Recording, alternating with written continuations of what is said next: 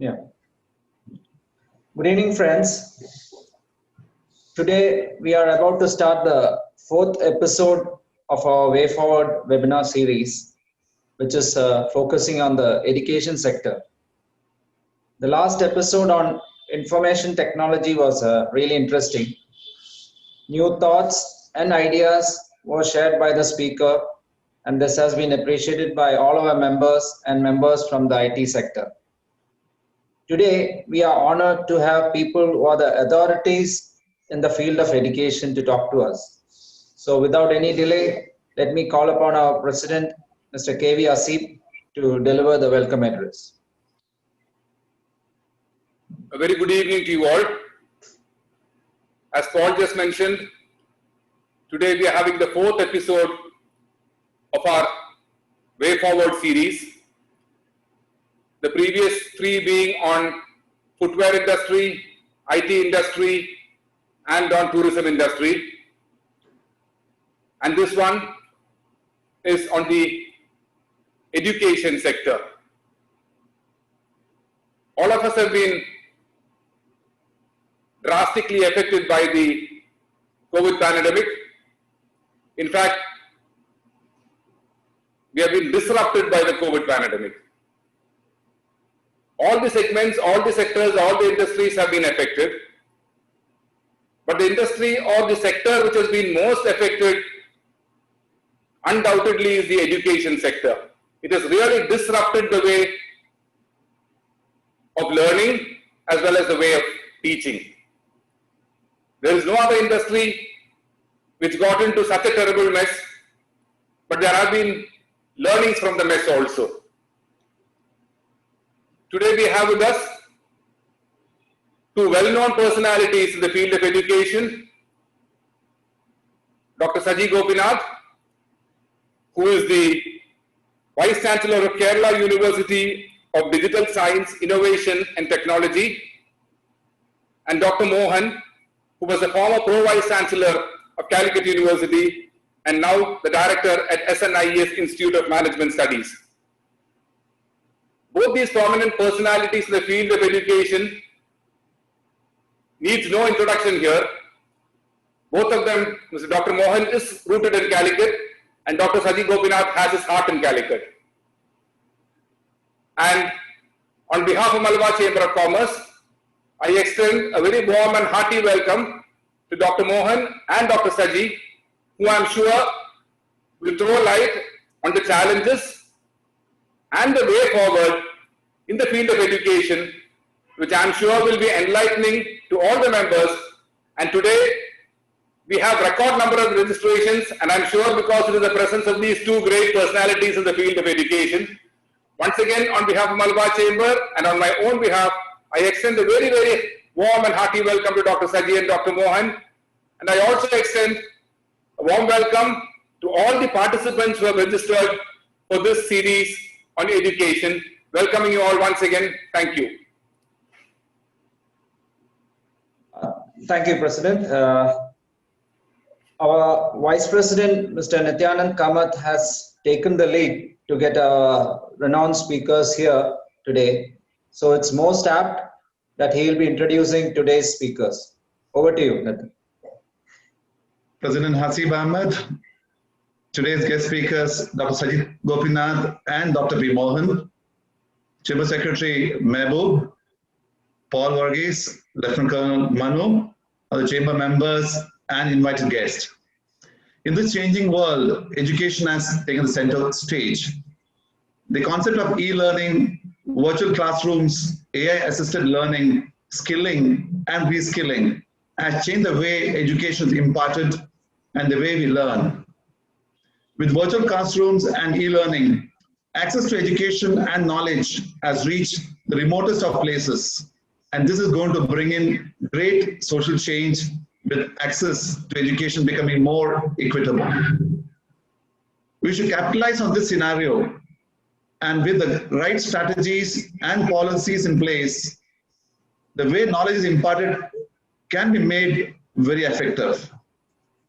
The need of the hour is to bring in the necessary changes in our education system, which can change the new age challenges which can address the new age challenges and opportunities. Both the newly introduced NEP will address all these needs. To throw light on this very relevant topic, we have with us two very accomplished personalities and thought leaders, Dr. Sanji Gopinath and Dr. Mohan. I am personally very fortunate to have worked closely with both of them on various socially relevant initiatives. With a long list of achievements and credentials, introducing them is going to take a while, but both of them have personally requested me to make their introduction very brief. So allow me to get to the task assigned to me. Dr. Sanji Gopinath is the first Vice Chancellor of the newly formed Kerala University of Digital Science, Innovation and Technology. Before achieving this role, Dr. Gopinath was heading the Kerala Startup Mission, KSUM, the apex body of the government of Kerala for developing startup ecosystem in the state, and also serving as a director of Indian Institute of Information Technology and Management Kerala, IITMK, a premier graduate academic and research institution in the information technology. Before joining government of Kerala in April 2017, Dr. Gopinath served IIM Kozhikode for 17 years as professor in operational management, dean development, and dean academics. He was associated with IIM Kozhikode ever since its inception in 1997 and played a pivotal role in making IIM one of the top 5 institutions in the country. He also served as a founder, dean of School of Management at Bennett University, a new age university set up by Times Group, world's largest media company. During 2009-2011, Dr. Gopinath also held the position of director of TAPI Management Institute, that's TAPMI Manipal, one of the top 15 business schools in the country. Dr. Sanji Gopinath is a gold medalist in mechanical engineering from the Kerala University with masters and PhD in management from the Indian Institute of Science. Before joining IIM, he was working with National Institute of Technology, Calicut, also my alma mater, in the faculty of mechanical engineering for 8 years. As an academic, Dr. Gopinath also serves as visiting faculty to a few universities in Australasia, Europe, and Africa, and also functions as the member of Academic Senate of various universities, NITs, and institutions. He also serves in the Academic Board of Project Management Institute, PMI, world's largest professional association of project managers. He has over 50 quality publications and has presented over 300 papers in top global conferences. He is also an expert member for restructuring of vocational education programs, member of board of governors of several leading institutions, etc.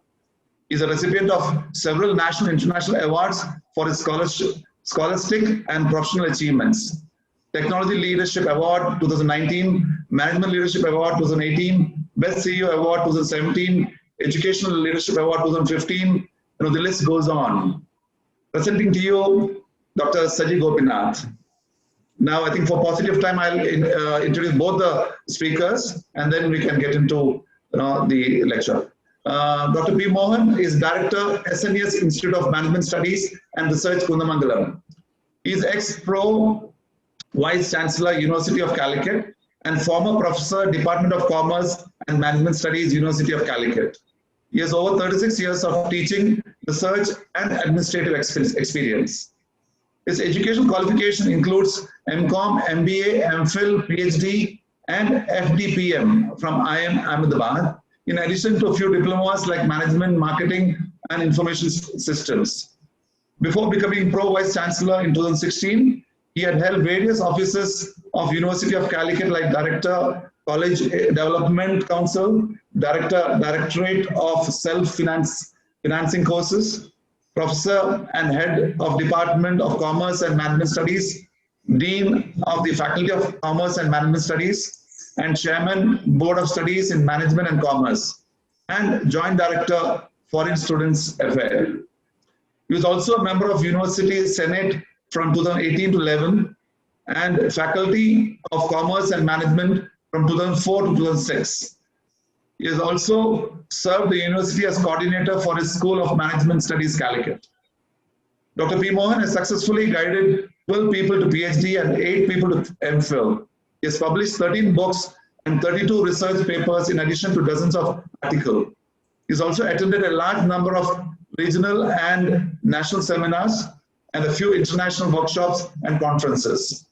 He was the president of Calicut Management Association, CMA, during 2006-2007 and chairman National Institute of Personal Management Calicut Group during 2007-2009. He was also a member of Governing Council of All India Management Association, New Delhi, for 2 years, 2004 to 2006. Presenting to you, Dr. P. Mohan. Let's give them a big applause. Thank you. Over to you, Paul. Yeah, thank you, Daniel. So to start off the series, the session, I request Dr. P. Mohan, Director of SNES Institute of Management Studies and Research, to give us a presentation about the education sector. Over to you, Doctor. Yes, thank you. President Mr. Hasib and other office bearers of Malabar Chamber of Commerce and the Honorable Vice Chancellor of the Digital Sciences University, Dr. Sanji Gopinath, other participants. Good afternoon to you all. Yeah, I am talking about the higher education in Kerala. And first, I'm looking at higher education in Kerala as such. It is today, and then what we can do to change it. All right, I have a PPT. I'll be sharing it with you. I hope you can see it. Is it visible? PPT not visible yet, Dr. Mohan. Not yet. Not yet. Not visible. You can share the screen and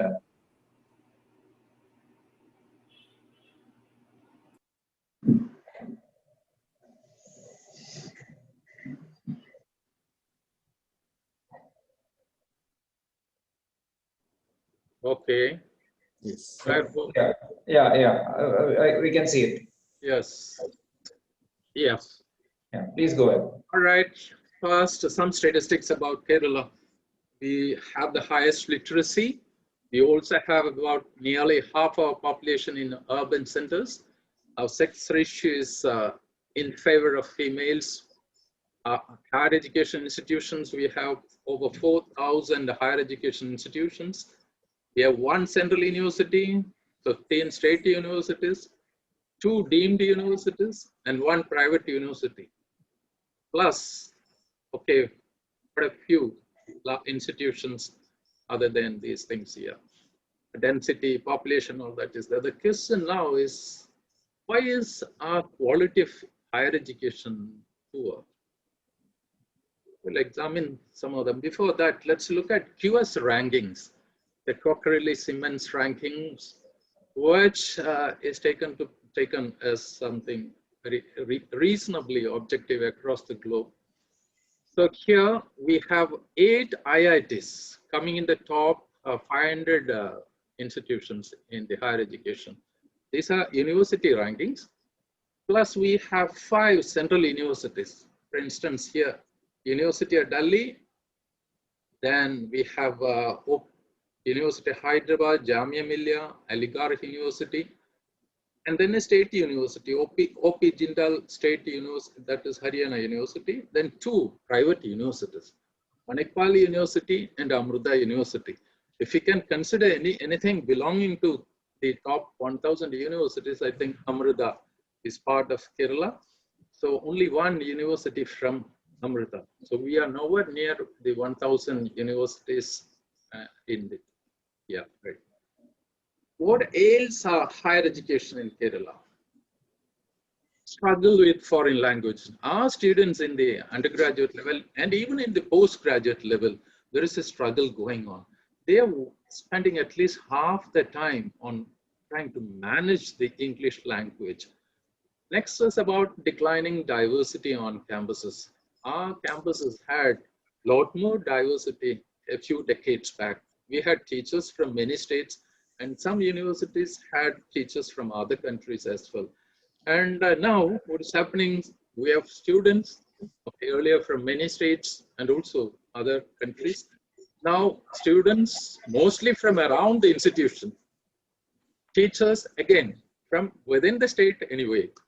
Okay, that way the diversity has come down significantly. And it has affected the quality of our education. Because the diversity add to the richness of the culture of the institution, and also the lot of learnings possible from the batchmates. And that opportunity is limited now. Next is about lack of connect with the industry and poor employability. This we always talk about. Because this association with the industry is very essential for every educational institution. Because if it wants to know what is relevant for the industry, relevant for the employment market, there must be this connect between them. And they must know each other, what each one is doing. Limited class time for serious academic activity, this is a very serious problem. Because we targeted 200 working days. But what's happening? Many public strikes, then hartals, student strikes, teacher strikes, staff strikes, all this take away a lot of time. It's very difficult to get 150 working days in the state. And therefore, what is happening is inside the classroom, we get limited time to cover the syllabus. That's the phrase used. Poor quality right from school levels. Okay, the quality issue has to be addressed at the LKG, UKG level. And we have been passing students from class to class without looking at whether they have the right skills and knowledge required at that level. Organized student politics and the consequent enforcing of norms that are not conducive to serious learning. Because now we have party politics on campuses, student unions get support from trade unions and also parties around. And what's happening is that the officers at the university, including the vice chancellor, become victims of this one. So they get locked down or locked up very frequently. Even yesterday, I think the vice chancellor of the University of Calicut, along with the registrar, were locked up. Why? The reason is the distance education students were not distributed the printed study materials. So that way, similarly, they also tell them, tell the teachers that don't follow the regulations exactly. For instance, one program, the program regulations says there must be 3 internal tests for giving internal assignment. And the student union said, no, only 1. They could do only 1 assignment. That is the way the unions are influencing the work and also studies in institutions. So next, obviously, dated curriculum. We need to change curriculum almost every year. That's not happening. Syllabus bound teaching, only syllabus, we don't go beyond that. Actually, the syllabus is the minimum that a teacher should do and the student learn. And that is, they don't go beyond that one. So actually, the kind of talent development is not happening fully.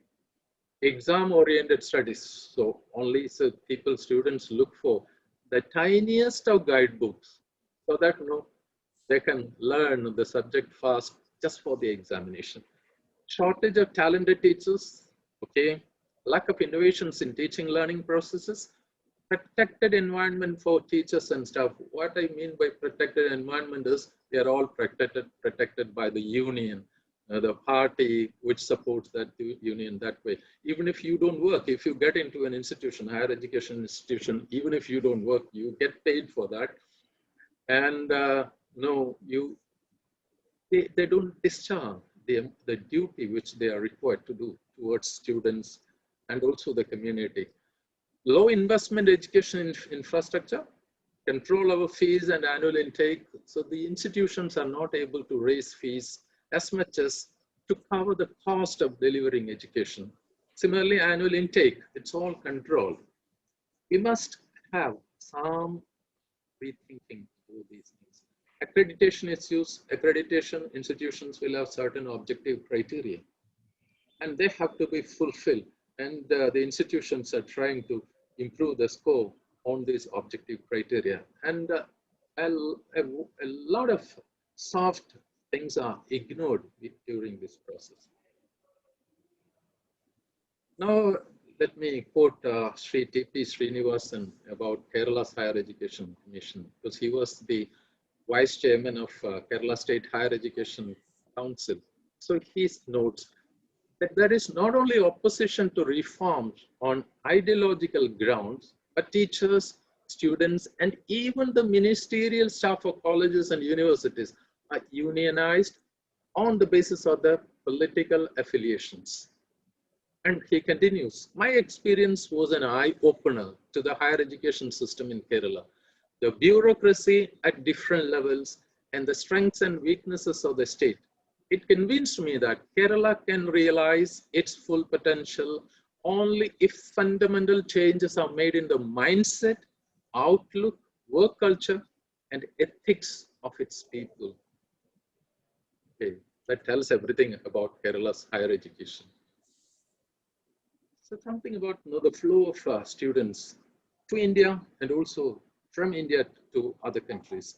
For instance, during 2018, as per the All India Survey of Higher Education, around 48,000 foreign students came to India for higher studies. Meanwhile, Kerala had 162 students in 2017 in Kerala, foreign students. According to study portals, these are some of the countries where Indian students are preferring to go for higher studies. Indian students in the US and UK, during 2017-18, there were close to 200,000 students in the USA, 30,550 Indian students in the UK in 2017. They are going out in large numbers now, Indian students. They are going for MS, MBBS, even for MBBS, they are going to even African countries. So we have something in the air. Last year we have NEP 2020 introduced, it was approved, and now implementation of this thing awaits. So transformation of regulatory system of higher education. This is going to bring in revolutionary changes in the higher education and also across the spectrum. Education, we're going to have major changes. The higher education institutions into large multidisciplinary universities, colleges, and higher education clusters, teaching intensive universities, research intensive universities, a lot of such changes are going to be introduced in higher education. Now let us talk about Malabar in the 5 minutes. Okay, what are the kind of if I do a short analysis of that, strength, weaknesses for higher education, and going to analyze this way. Strengths of Malabar, we have historical importance of the region like spices and timber trade, etc. Better quality of life compared to other states in India. Considerable English-speaking people. Importance given to education. It's an investment. Kerala, it's considered an investment. Cleanliness, health and sanitation. Low cost of living, natural beauty, and pleasant climate. Multi-religious society, and that also enriches the cultural diversity. Presence of a few nationally important educational institutions like IIMK and ITC, universities, including Central University, considerable proportion of population with global exposure. Keralites travel a lot outside, so they know the level of education also in other countries. Now, about weaknesses, we have a hesitation to reform education.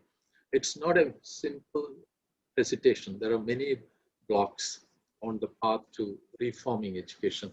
The two political parties, we know they are not on the same page on most reforms in higher education. Disturbed environment on campuses. Now, actually, what we need is we need peace on the campus. We need discipline on the campus, not just of students, everyone, teachers, non-teaching staff, all the stakeholders on the campus. We must have discipline. Peace is required. Respect for teachers are also required. Respect is also required. These three things are becoming very rare on campuses. Poor research outcomes and consequently limited new knowledge generation. Shortage of talented teachers in higher education, lack of proper industrial ecosystem, we discussed that one.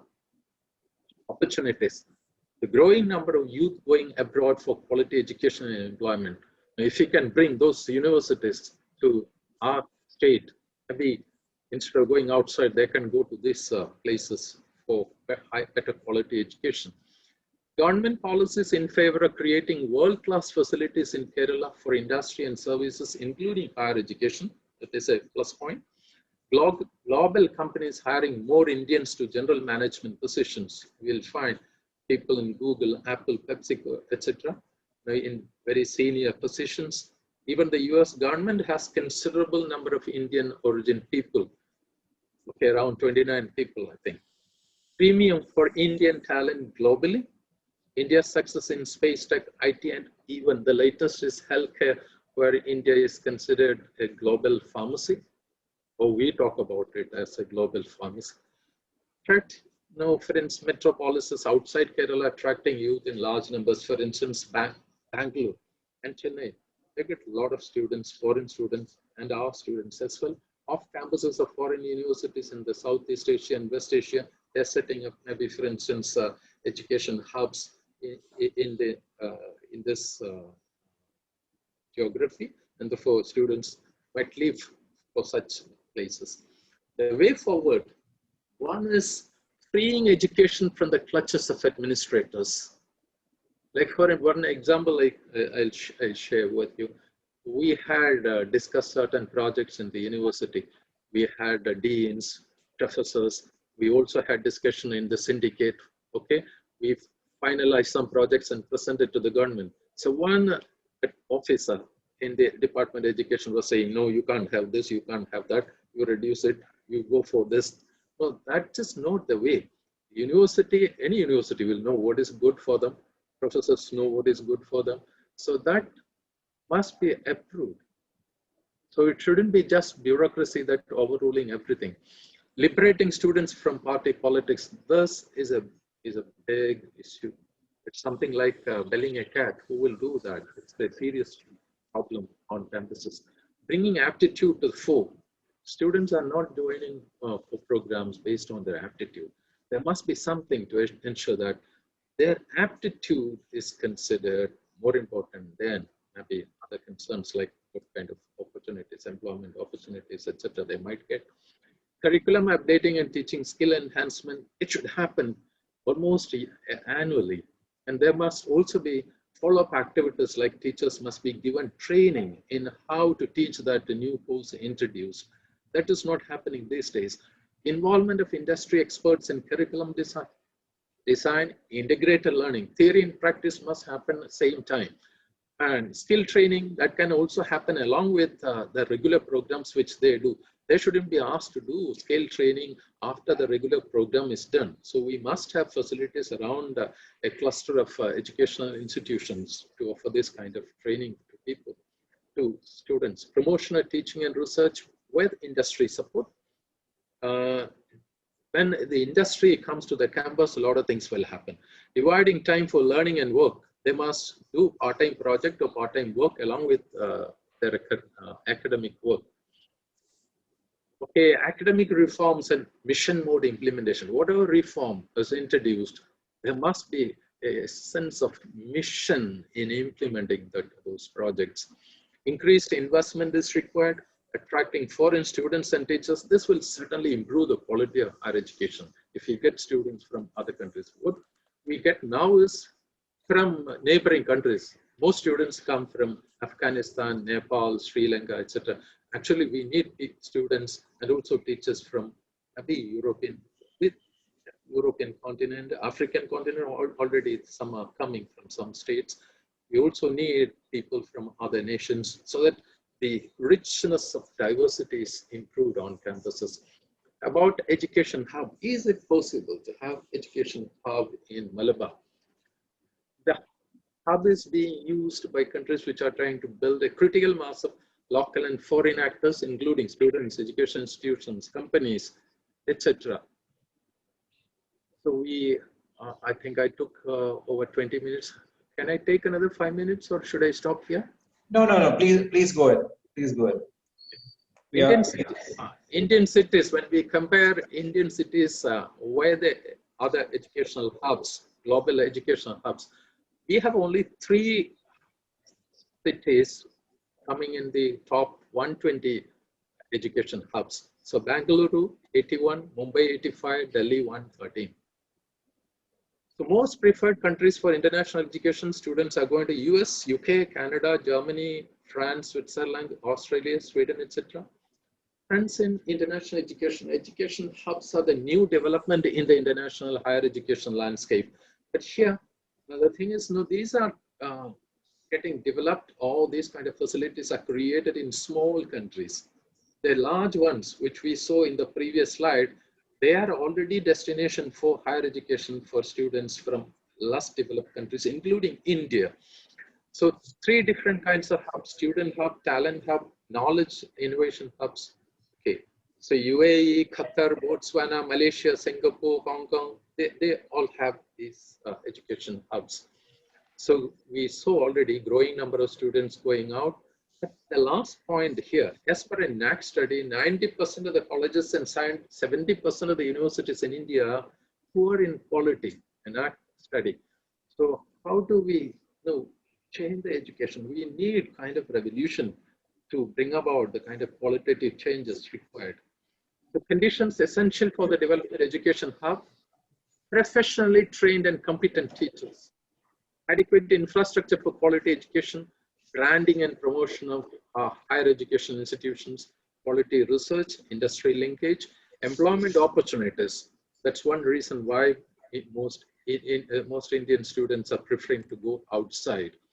Improved ranking of Indian education institutions in the global QS ranking, enhanced employability. These are the things required to be implemented. Strategic inputs for education hub: free education zone. Is it possible, just like free trade zone, to have a geography where only, say, uniform policy framework implemented can be national education policy alone? No political interference at any level. No student politics on campuses. Incentive to invest in educational infrastructure, like tax exemption for a certain number of years. Easing restrictions on foreign students to join such education institutions. Strategic inputs continued. Industry support and academic collaboration. Employment opportunities, attracting talent from outside for teaching and research. Increased student exchanges and collaboration. It may be training programs, etc. Industry experience for academic posting. So can we make it compulsory for teachers to have a couple of years of industry experience, at least in certain domains, like commerce, management, economics, and so on? Attracting foreign universities into the region.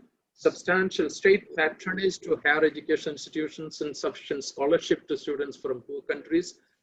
Higher spending on research in emerging sectors like artificial intelligence, AR, VR, and so on.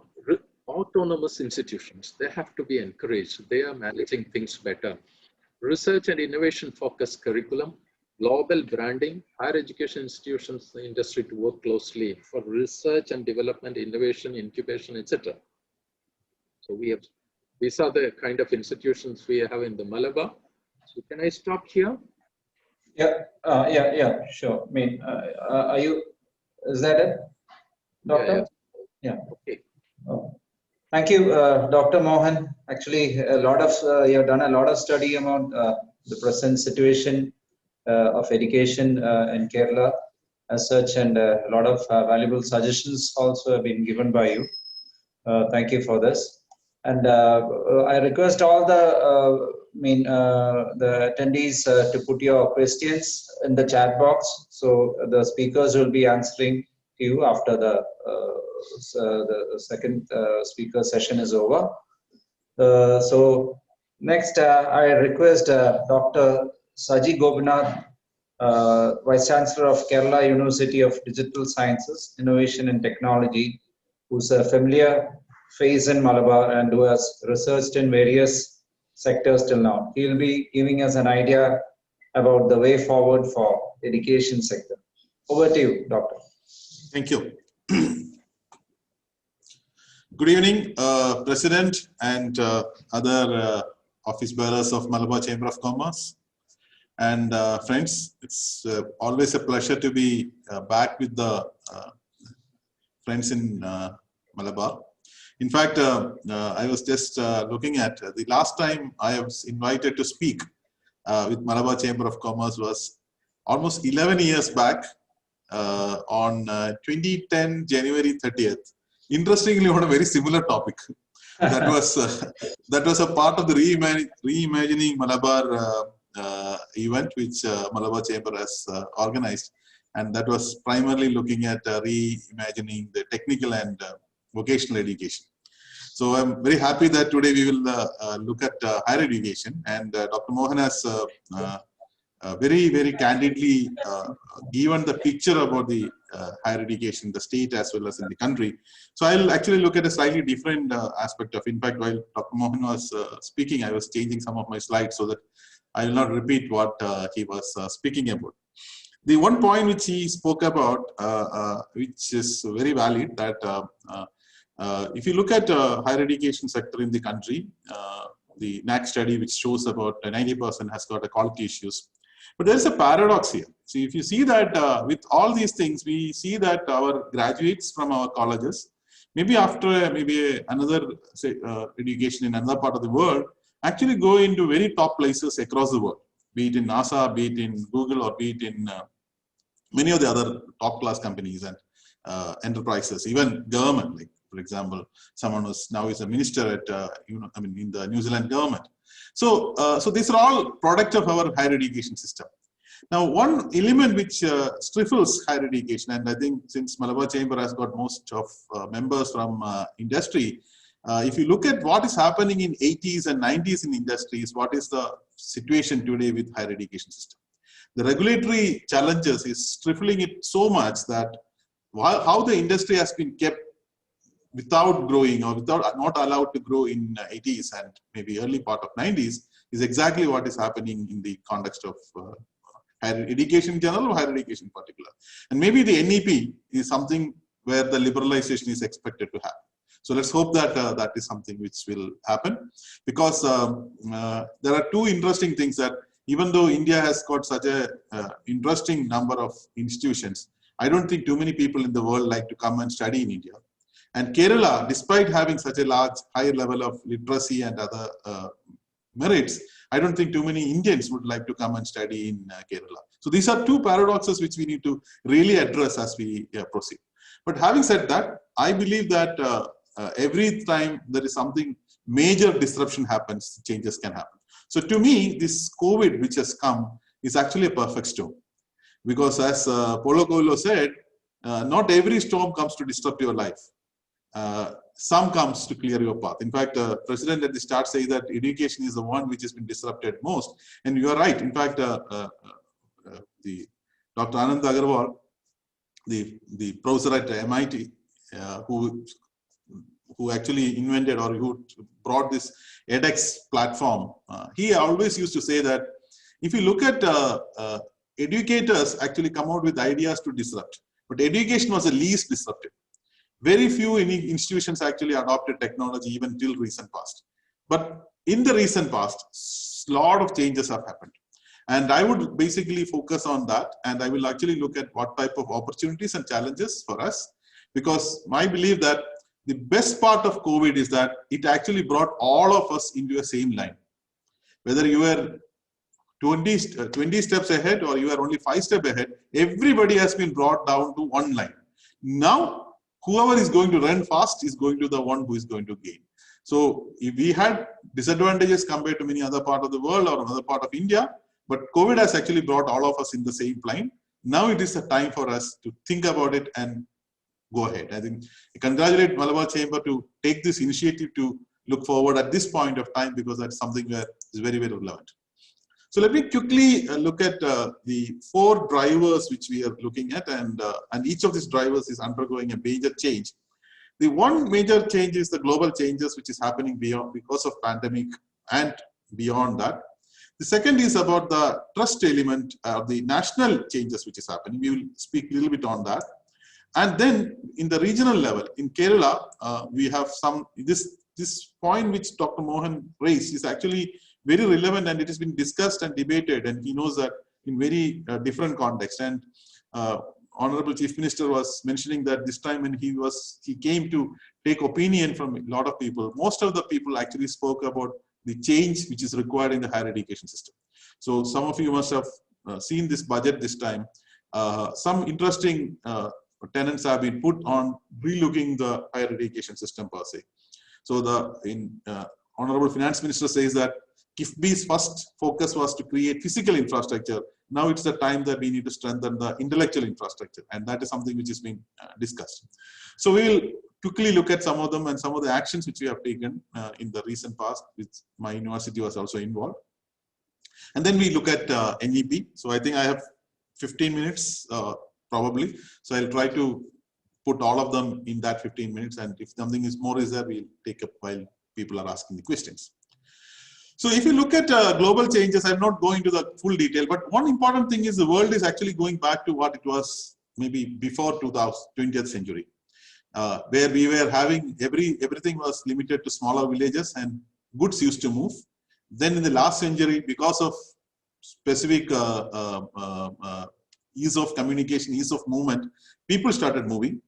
And now with COVID and limited mobility, but more than that, the nationalistic feeling which is happening in different parts of the world, whether it's Niakat in Saudi Arabia, or whether it is Brexit in UK, or whether it is nationalist movement in Germany, or earlier Trumpism in, or even America, first movement in America.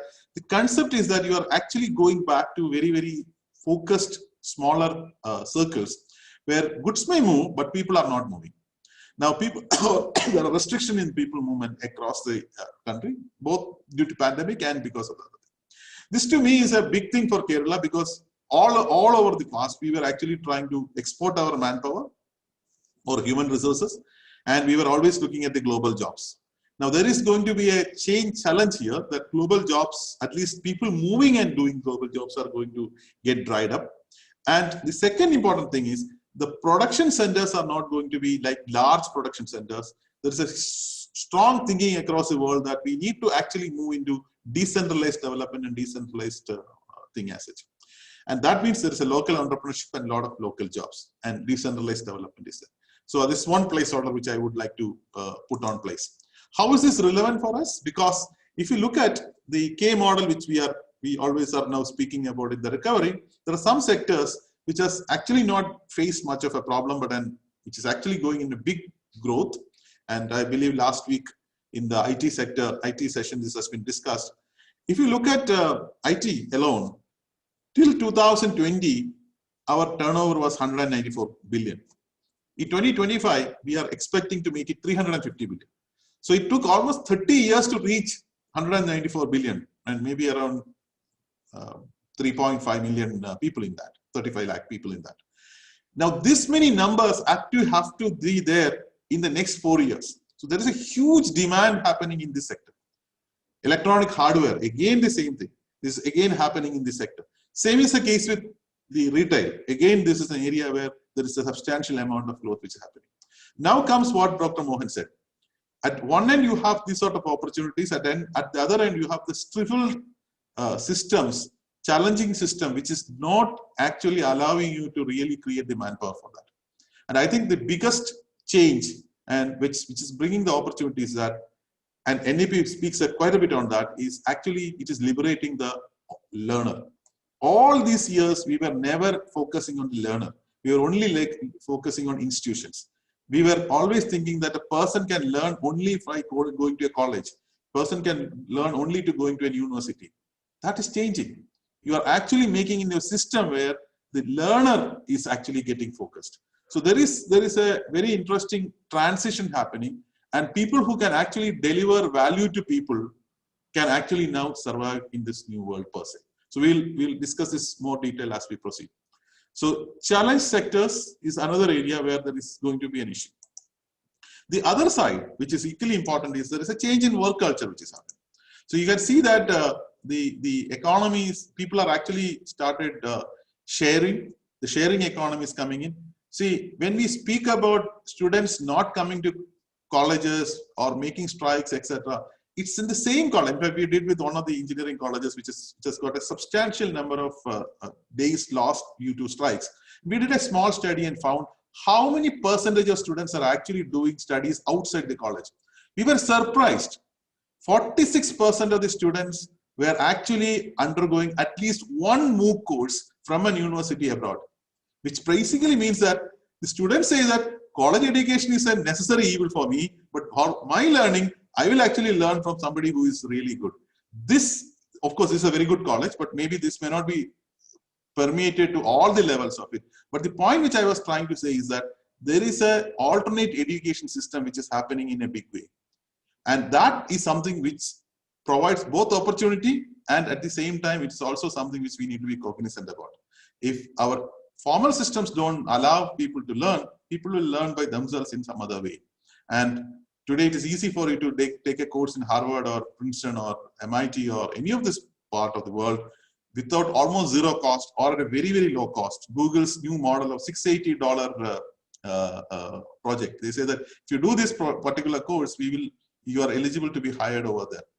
IIT Madras come out with a saying that you do a course in any college in India, along with that you can do a course in IIT Madras. You need not necessarily to be looked at the typical IIT based, very, very niche thing, but very large number per se. So there is a change which is happening in the environment where the education is moving away from the conventional centralized large systems to very decentralized systems per se.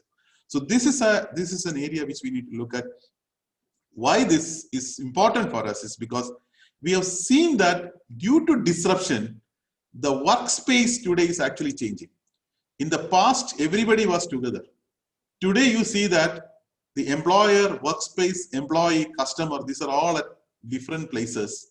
They are not at the same place. And soon we see the workplace and the employer come together. So there is only two people, one who gives the work and one who does the work.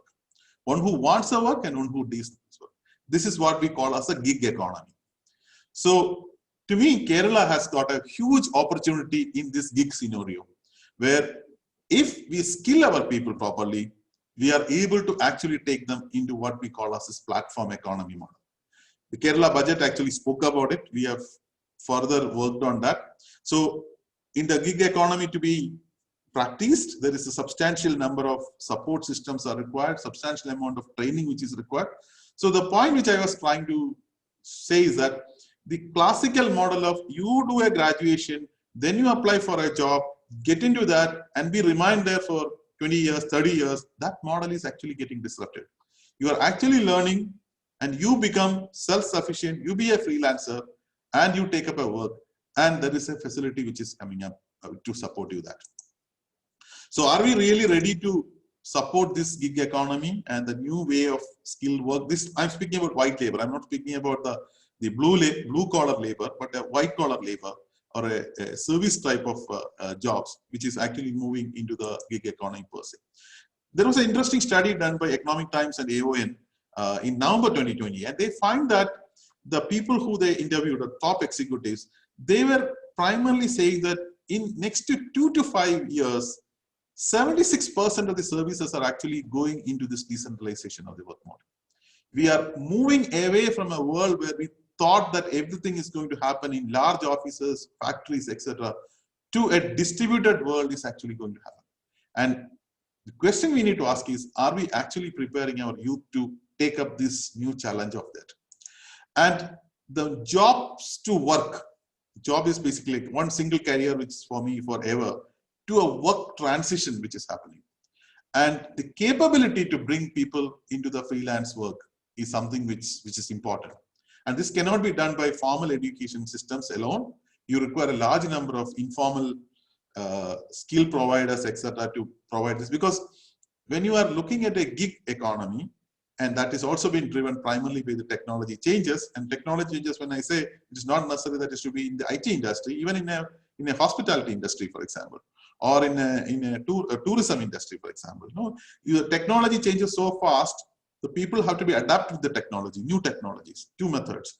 So in order to train them into that, you require a system, and that is something which is which I think we need to look at. Because our estimate before the budget which we did, we found that close to around 6 million people are there in Kerala who could actually be employed into this gig economy. And Finance Minister has put a target of 20 lakhs. that is 2 million in next 5 years, with a target of around 3 lakhs to be done in this year. But this is including people who are now at homes, people who have done a graduation, they don't have a work, they just sit at home. People who have done graduation, took up a job because of family reasons or something, they have taken a break and came back. All these are potential human resource for us to take into this knowledge economy jobs. So this new model is actually being translated further. I will not go into the full detail of this. This is something which we have just started working on it. But I just wanted to tell you the thinking and the work which is happening in Kerala. And Kerala being one of the first states to take this into a serious manner, primarily because we found that we are actually best equipped to get into the gig economy, because we have the entire state has got the social infrastructure. The recent COVID has proved that entire state has got a social. You can actually sit in Idiki, you can sit in Wayanad, you can sit in Perindalmanna, you can sit in Trivandrum, and you can Kochi and do as easy as you are sitting in Seattle and do the work. No other state in India can do that. So there is a huge advantage for us to do that, and provided you actually have proper skill matching done between what is required and what is required and what is available. And that's basically where we have 2-3 agencies which is primarily to be taken by the private sector as we proceed, which includes the facilitating agencies at the first level, where creating individuals, to be preparing the individuals to this sort of a platform, which is an interesting element of higher education, not just a finishing school, but something beyond that. Second is you need to have a skill mission, which continuously update them onto the skills which is required into the field to supplement the colleges. And the other side, the facilitating agencies, where we try to convert the work into a gig type of a work and then provide this. So this sort of a model is actually evolving in Kerala, and we hope that the early stages has already been put, the knowledge platform is already on, and it will actually take you into the forward as such. So I'll skip this because of want of time, but there is a decentralized work management system is being planned as a supplement to the higher education, where private players, agencies can actually play a role, and many of these things. The typical disadvantages which you speak about a location. No, when you speak about higher education institutions, we always say that Malabar have a very limited amount of higher education institutions because of that. And Azib and Dr. Nitin knows this. When we tried to do the city, one of the biggest challenges was that we didn't have enough number of talent creation at this point compared to maybe Cochin or Trivandrum. But all those things are actually now the things of the past. We are actually now looking at a world where the talent availability can be serviced using technology, and the demand can actually be generated from anywhere in the world. The third element, I think with that I will stop because of want of time, is about the technology. We have technology waves coming in, but important thing which I wanted to highlight is that the fourth industrial revolution is coming in a very, very short period of time, which means you have a large number of people to be trained in specific technologies, AI, blockchain, cybersecurity. Now, this cannot be done in a college. Exactly the point which Dr. Mohan mentioned. No, when you have a syllabus revision process which is so lengthy, so cumbersome, so much of elements in it, it cannot be done at a formal education system. It has to be done only by somebody who is very agile and who will be able to do it. That is basically where these sort of skill plus education has to come. The reason why digital university has been formed is primarily to address some of these challenges, where we are able to be, we believe that we are able to, being a unitary university, we believe we will be much faster than conventional universities. Nothing against the conventional university, but they have such a large systems and a huge number of colleges affiliated to them, the change becomes slower. But in the context of unitary universities, and that's the world is actually moving to unitary universities, this is actually a different aspect as such. So this sort of a high skill jobs is actually going to be the next thing as such. Now let's look at the national scenario. If you look at the national scenario, we have this 5 trillion dream. In next 5 years, we want it to become a 5 trillion. But we know that if you want to do that, even if you take 2019 figures, not the post-COVID figures, we need to grow at 14% if you reach that, which is very, very tall target. And at the same time, we also know that if you take the data of the last 10 years, the employment-led growth is actually coming down.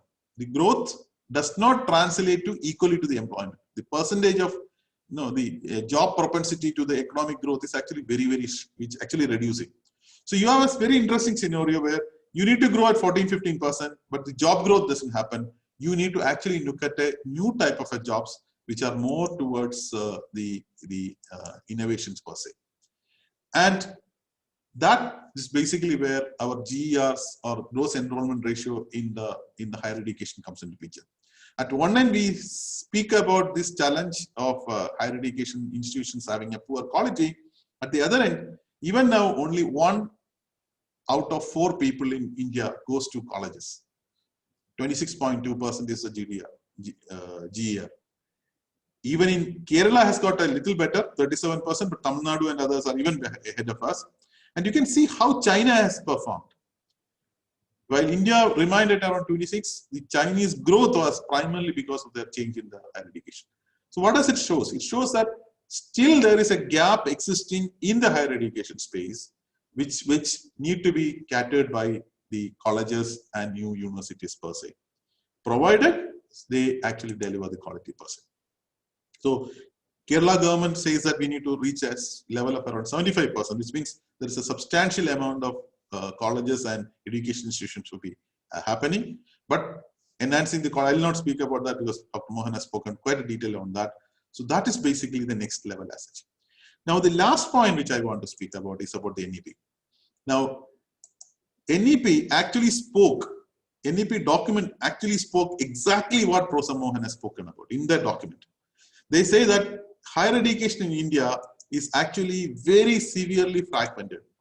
It is a rigid separation of disciplines. It has got limited teacher and institutional autonomy. It has got large affiliating universities resulting in low standards of education. This is exactly what I just took directly from that document and put it here.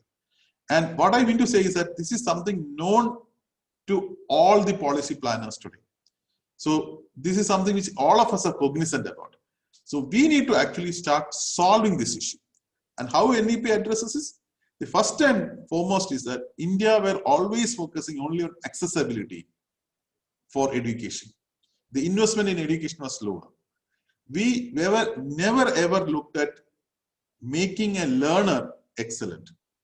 So now the world is moved, the NEP focuses on student centricity, looking at a world of convergence. Why do we need to have separate entities? Why don't we converge these? Provide the flexibility of learning, autonomy to the institutions, and provide research and public funds. These are some of the tenets of the new education policy. And today, if you look at the university, and Dr. Mohan will tell this because he was heading the University of Calicut, the amount of effort the university will be doing to conduct examinations with such a large number of affiliated colleges, which was astounding actually. You have exams, you have re-examinations, you have corrections to that. The whole university mechanisms work to conduct the examinations, and scholastic activities take a backstage. So you are moving from that to a multidisciplinary university. It will not affiliate anybody. If you look at Harvard, it does not affiliate anybody. You take Stanford, it does not affiliate anybody. That's the model in which we are also moving. We will not have affiliating universities. We will have large multidisciplinary universities, which will, and we will have research intensive universities, which is focusing primarily on research. And some of these colleges will get converted into research intensive universities, and some of the colleges will get converted into teaching intensive university, but not affiliating. And some of the colleges will continue to be as colleges. The difference between a university and colleges, a university will focus on multi-disciplines, but a college will focus only on a specific 1 or 2 disciplines. Like for example, it may be looking only on sciences or engineering or something like that. So this transition is something which NEP is actually bringing in. And this transition, this is a regulatory change which is happening. And I believe that this transition is something which can actually make a huge change in the way our education system is going to be poised to grow. And there is another important thing which is also equally important in the thing is something called an academic bank of credit. A student learning somewhere need not, today what happened, if I have learned somewhere, I cannot carry that to another university. I'm disallowed. If I want to, I'm doing a management course and I have a course on law, I have to study that course in law in that college itself. I cannot do it from a law university. It's not been allowed. That is going to go break. You can actually earn your credits from anywhere in the world. There is an academic bank of credits which is coming in, which is very, very important. And somebody was asking this question earlier, the question of emotional intelligence and the total spiritual intelligence. So a holistic education which breaks the silos and focusing on the individual is going to be the learning paradigm for the future person. So that is a very change in the learning paradigm. So countries' priorities are actually changing based on what I spoke. And you are moving from a factor-driven stage where you are only teaching something, but the job which you do has got no relevance to what you are learning, to something where you are taught people to be innovative, be creative, give a holistic type of education. This is a change which is happening in us. And that innovative entrepreneurs and skills and education is something which is coming into the big way. My last slide is that all these are required because World Economic Forum says the world requires people with a very different set of skills if you wanted to go into the next stage. And conventionally, our universities and higher education systems focus only on cognitive abilities. To some extent, through labs, they may be doing physical abilities. But what is required to excel today is primarily complex problem-solving skills, social skills, process skills, and system skills. This is something which is missing in the current ecosystem. So once you have these skills being put, and this can happen by collaboration with the industry, collaboration with the skill providers, etc. And that's basically where we will move into the next stage. So let me just summarize by what I said. One end, you have seen that there is a substantive amount of change which is happening. Thanks to COVID, the work centers are changing, growth is happening, the education opportunities have come in a big way to people. People are now used to remote education in a much better way. So that is one side of it. The gig economy is coming in another side in a very big way. So you are suddenly seeing that individuals have to be learned enough to take up the work directly. The third level, there's a regulatory change which is happening where there is the focus on individual is actually going to be the important element rather than looking at, when I say individual, it primarily means that you are focusing on the flexibility and autonomy of an individual. So that precision education of the Gurukula is actually coming back. So all these things together actually brings about a very different change in the education system. As I said, I feel that today we are at the brink of a big change, just like the industry faced in 1991. So you know that 1991 when we opened up, the HMDs of the world failed, but the CDACs of the world and the SBIs of the world succeed. Both from the government system, but some of them fail, some of them succeed. I believe that that's going to happen today also. You will see new enterprises who are going to come. You will see some of the larger universities, smaller universities fail, but some of the institutions are actually going to excel into the next stage. I did not specifically speak about anything on Malabar, but I believe that all these actually opens up huge opportunities for Malabar. The education hub concept, which Dr. Mohan spoke about, is a very interesting concept. I have put this into the last government when CMA and some of the other friends here also were there when we presented this to that as a training program at IIM. When we were actually presenting to the ministers, we actually spoke this concept of creating an international education hub in Kinalur or in Calicut, where such attracting international universities and international students can actually be a possibility. Of course, that has not happened. Let's hope that something of that happen in the days to come. Thank you very much. I'll stop by saying that we have an opportunity to tame this perfect storm. COVID brought us an equalizer, and if we can actually reinvent the education from basic philosophy to the approaches, and again, this Dr. Mohan also spoke about, with the change in mindset and push from the industry, there's going to be a change which is possible. Because people who wanted to change have actually changed. They are already migrated. Now, if the industry and the academia also follows that, I think we can actually make a big difference in the education. Thank you. I think I took 5 minutes extra. Sorry for that. Thank you very much for patient listening. Thank you. Yeah, thank you, Doctor. I don't think nobody will mind that because so much has been said in this 25-30 minutes of your talk, and what all is the way forward in spite of the pandemic. Like we have explained, the possibilities of education in our area also. So thank you for that. And we have a few questions in our chat box. I request anybody who wants to ask questions to our speakers may put it now. So first I'll just, we have Babu.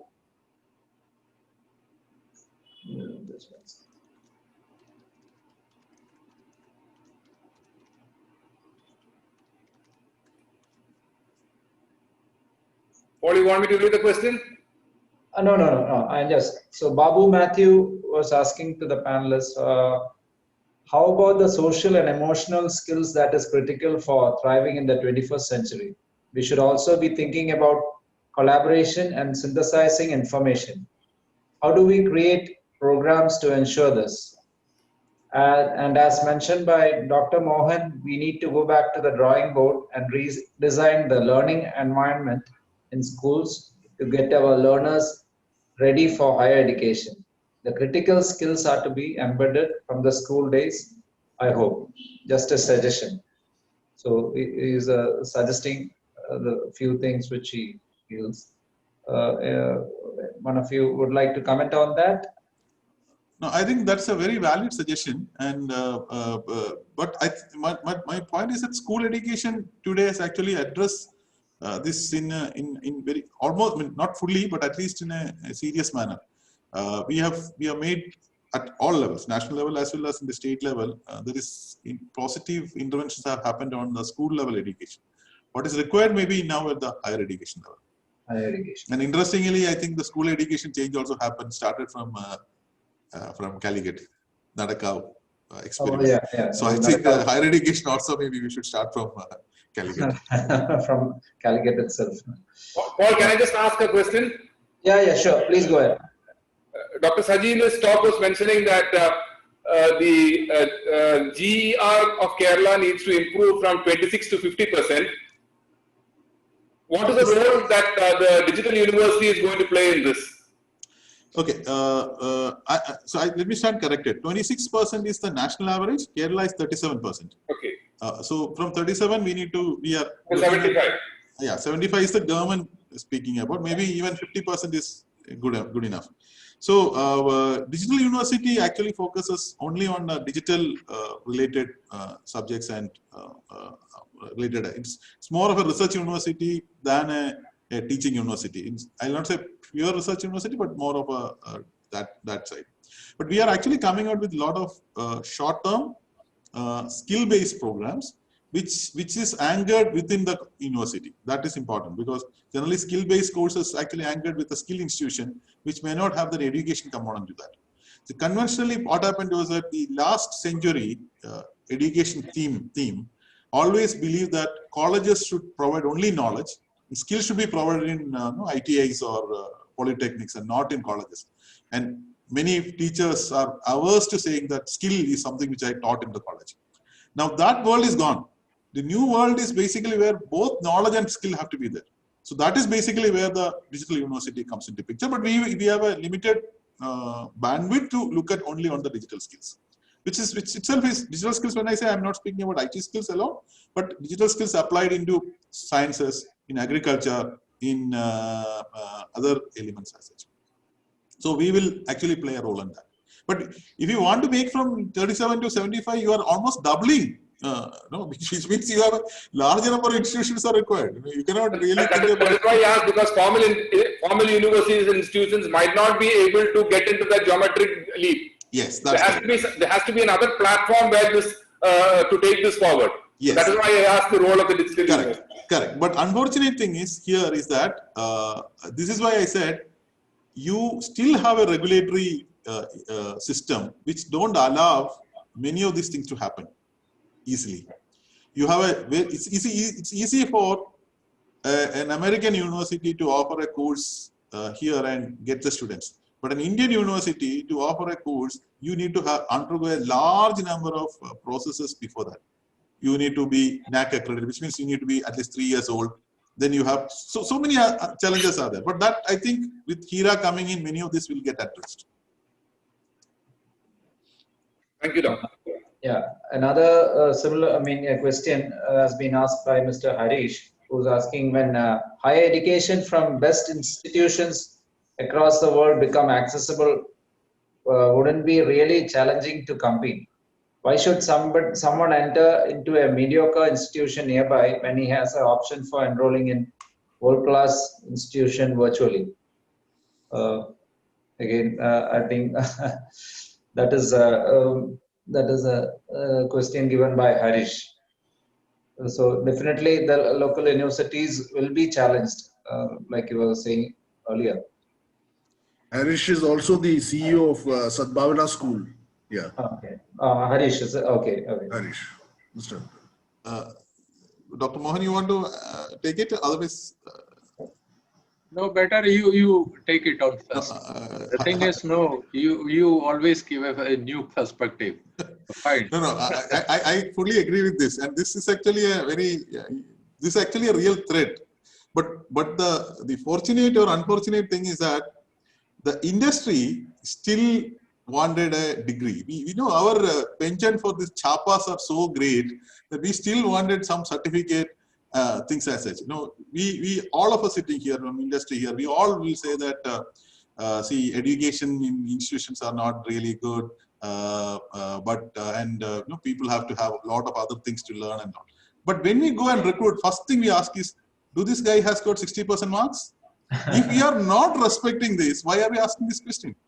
The infis of the world ask this, not only MSMEs, even larger companies. First thing they ask is that only people with this particular mark. So that means in our back of our mind, we actually respect the university systems.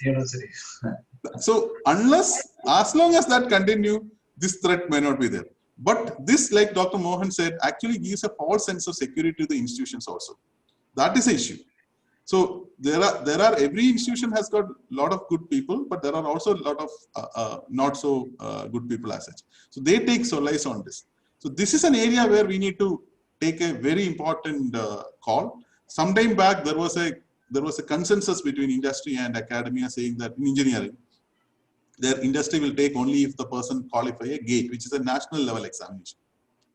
But it fall flat, because after some time the industries did not even started doing that. They actually started taking the other one. So naturally the people will fall into the other aspect as such. But one good thing change is that startups and some of the other newer companies, starting from Elon Musk onwards, now started saying that you require the skills rather than degrees. Once that becomes the prevalent norm, this is going to be a very relevant question, and this is going to be a threat. And that can be driven only by the industry. That's what my call. Maybe I think Dr. Mohan can differ or change from that. Or I just add to that the industry mindset also slowly changing. Now the question about the marks, grade, everything has started going away. People now only looking for the institution where they completed the course for screening purpose. To get from 100 people, to screen the people, industry is using these institutions name, and since they already done one stage of screening and all that things. But perception that the job looking for specific degrees, they're slowly changing. And multidisciplinary people, requirement of multidisciplinary capability people, that also slowly increasing.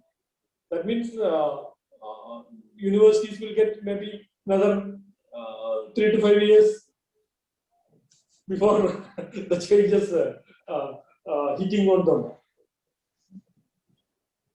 That's true. I think there is one more dimension there about a type of institution, the affordability aspect. For instance, the institute I am heading, more than 2/3 of the students have taken bank loans. Yes. They are from, say, poor families, most of them. So it will be difficult for them to go to such institutions. So we also need institutions of such mediocre levels, but we need to improve the quality of such institutions, because we people in Kerala have that innate ability to perform better or do better or innovate, so that quality can be raised substantially.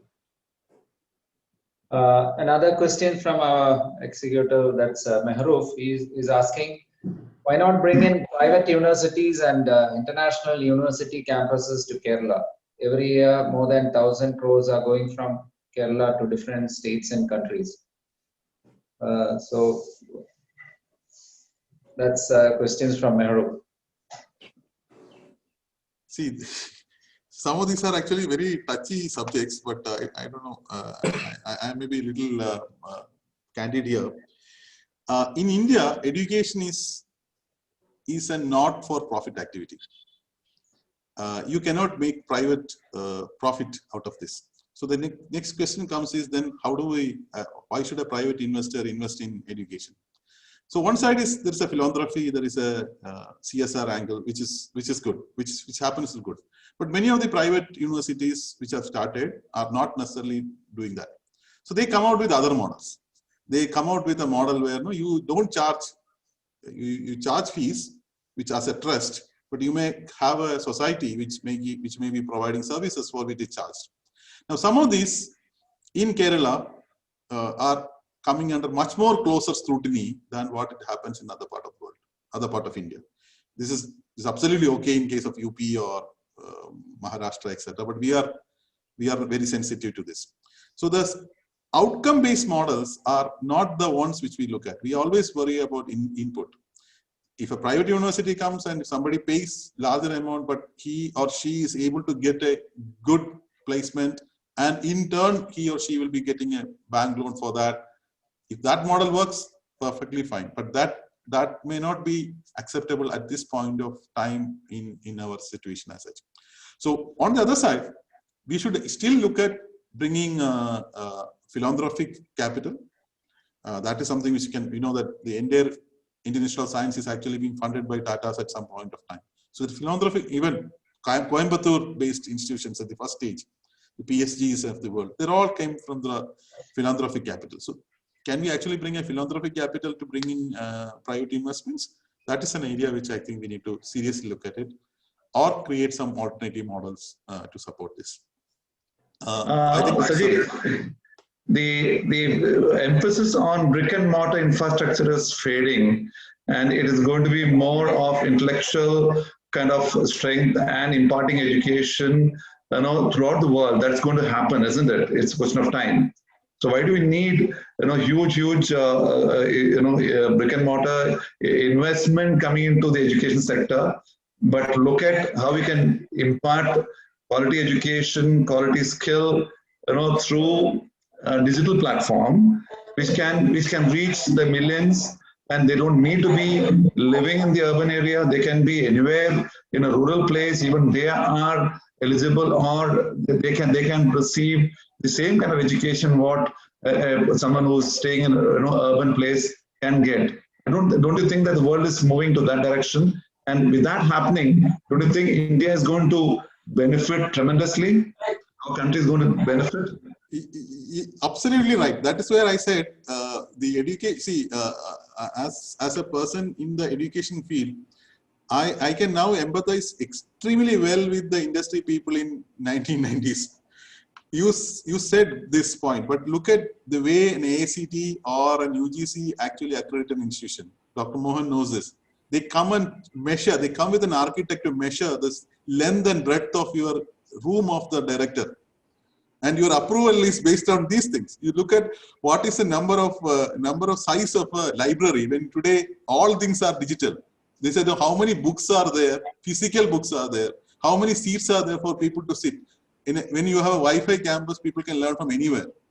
Now, the institutions which came out of that, like IITs, IIMs, they actually fly. They actually did well. It is not because they have a better faculty or things like that. It is because they were actually did not have these sort of regulatory challenges around them. And the moment that regulatory challenges become more pragmatic, which is to a large extent NEP addresses that, you will actually able to solve this. So it is not that that's why I started by saying that from these institutions, the Indians actually went and top any of the world. So it is not that Indians are bad or our institutions are bad or our teachers are bad, because the system stifles them. And that system stifling can actually change only, then only we'll be able to do it. It's so true that why should you have a law faculty when you can actually get the best law college in the world deliver online to me, to my side. But then the evaluator who comes will ask this, without a law faculty, how can you start this course? You need to have maybe a very, very low qualified law faculty, because a good law faculty will go only to law college, right? You will not go to a non-law university. Now, this is an area which we need to actually, public debate has to happen. And people have to actually start addressing this issue. Otherwise, we are actually making our demographic dividend as a demographic liability. And we will never be being pardoned by our generation. Because of systems, we are actually stripping it. Thank you. Yeah, thank you. Captain Haridas is saying CMA is proud to have these dynamic academicians as our past presidents. Excellent talk. And Ajit Kumar was saying very valuable insights. What are the activities carried out by Kerala Digital University? I think you have already answered that in your talk. And Manoj Gopalakrishnan, what is the roadmap for revamping faculty training? It is critical for teachers to imbibe the oncoming changes and did not see much to revamp their training requirements. Dr. Mohan, can you take that? I'm sorry, I didn't get that question. Could you he's asking, what is the roadmap for revamping faculty training? It is critical for teachers to imbibe the oncoming changes and did not see much to revamp their training requirements. Oh, that's actually a very important question. I love it because this is a kind of investment which will give say multiple X returns, this faculty training. Because I think all the institutions can start this one. Universities have teachers training facilities for general programs and also for teacher training in departments. So what is required is every institution can start. In fact, at our institute, we offer faculty development programs. We have started it. So that way, maybe IIMs, they do it. It's a great service to the teaching community. The IIM Ahmedabad has been doing that one for decades together. Because if you get maybe an exposure to that kind of teaching, it will change you, transform you as a teacher. Then you know how to teach effectively, how to engage students in a classroom. So all the best institutes which are better quality, they must start faculty development programs, maybe short programs, maybe 2 days program, 5 days programs, all the IIMs, including IIMK, when Dr. Sanji was there, they used to organize this kind of programs. So that is extremely useful for teachers. That's important. And also industry should also give opportunity. It is not just academic training. They must also get some industry training. So if you can allow a couple of teachers to work in your organization, maybe for a week, in a month, or maybe a couple of weeks in a year, it will help them. They'll get an insider view of industry, and that will greatly enhance the quality of teaching. So maybe industry can also chip in there. Thank you. Is it okay? Yeah, sure. Ajit Kumar was just asking, can we partner with the Kerala Digital University as a startup? I have answered him. I have answered him in private. In private, okay, thank you. And next, Rishikesh is just asking, why isn't there being addressed neither by the state nor the academic institution? The larger interest, sorry, I can't get that. Spoke about the corruption in recruitment. Corruption, yeah. It was a long question. That's why I just went to. So, do you have anything to comment on that? If you don't, you don't need to. I think it's a bit. No, see, educationist knows this because See, the governments and regulatory bodies come out with interesting models to address this, and people always beat that. So we spoke about saying that we need to have journal publications. So immediately a set of journals came with what they say, you pay me X number of amount, I will actually allow to publish your paper. So we call it as the predatory journals. Now some of these are supposed to be addressed by the academicians themselves, not by anybody else. Because the academia, compared to many other places, is a peer-reviewed thing. You know, your peers are very strong. It's not that somebody else outside come and do it. So academicians should actually ensure that they correct their peers. That's the only way you can actually take care of this. And we always believe that in academic institutions, you are respected by your merit rather than by your position.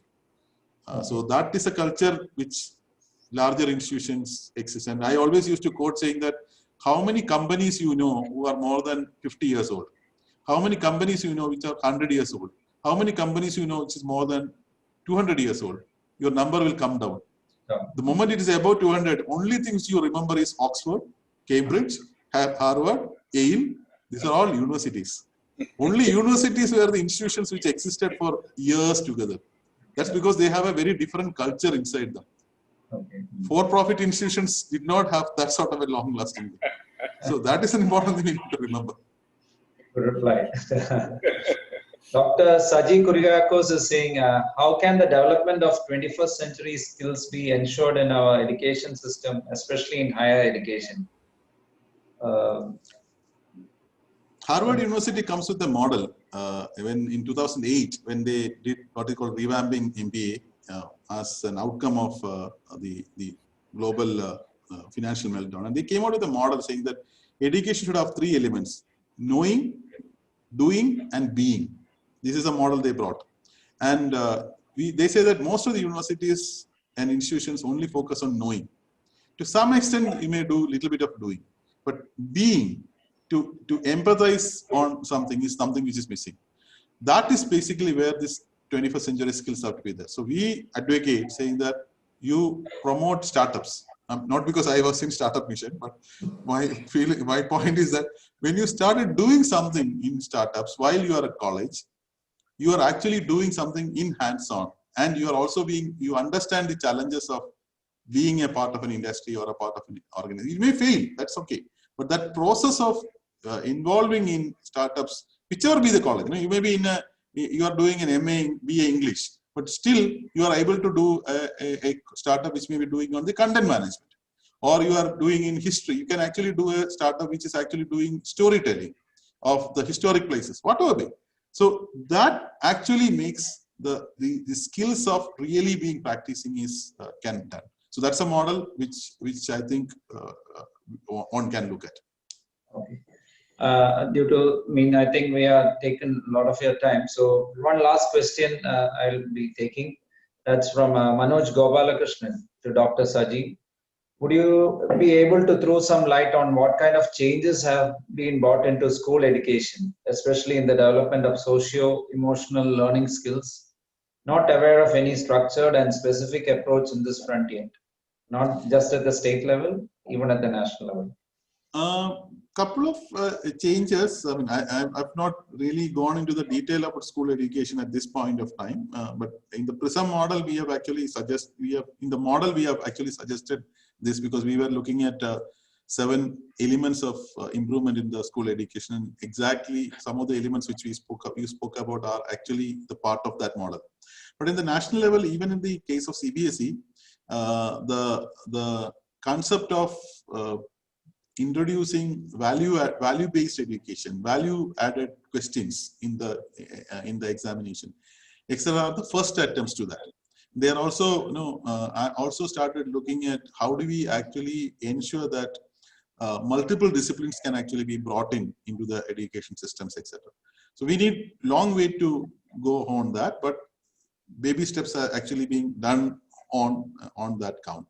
And many of the value-added questions or value-based education questions are primarily checking more on your emotional learning skills. And collaborative models are actually being tried in many of the new things. Even the adult tinkering labs, which has been now been put in most of the colleges, schools, actually focuses on creating social skills of collaboration, etc. These are all attempts, but Not necessarily it has spread to a large extent, but that is being addressed into the, even NCERT has actually have a document where they actually spoke about this. The implementation of that maybe, I mean, I can share that with you maybe on an offline mode. This is what my understanding. Thank you, Dr. Sanji. So we come to the end of the question answer sessions. I request Akshay, can we put up the next webinar poster? The next focus is on real estate development. So that will be happening in March, where we'll be getting experts in real estate development to speak on the way forward. So now I request our secretary, Mr. M.A. Mehboob, to give the vote of thanks. Good afternoon all. We had two excellent speakers today, our own people, Dr. Sanji Gopinath and Dr. Mohan, well presented their topics, and discussions also was great. Good interaction from the participants, great insights. I think we need to go a lot in the education sector. As mentioned, both speakers, Kerala has tremendous potential for developing education as a major sector, provided some changes in the regulatory environment and our usual way of changing the usual way of doing things. I'm sure there will be a lot of entrepreneurs also, philanthropic entrepreneurs itself, looking for setting new world-class institutions in Kerala, especially in Malabar, provided the right regulatory environment.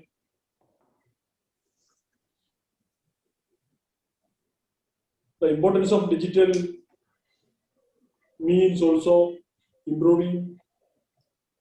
We can make use of that for the industry and the education sector.